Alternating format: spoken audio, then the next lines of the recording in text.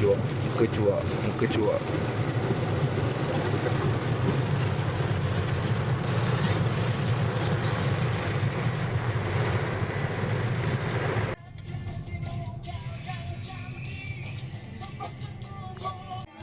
Kenapa dua tingkat aircon tak boleh ni?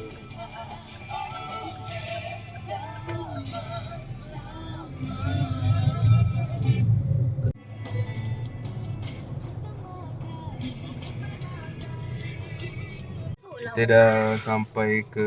Saya tak ada gambar nak post nak turun. Cepatlah. Lalu je. Wat Po TV Han. Masuk Kampung Jambu, Jalan Meranti. Jom, let's go. Mana? Dia takut, Mak. Masuk.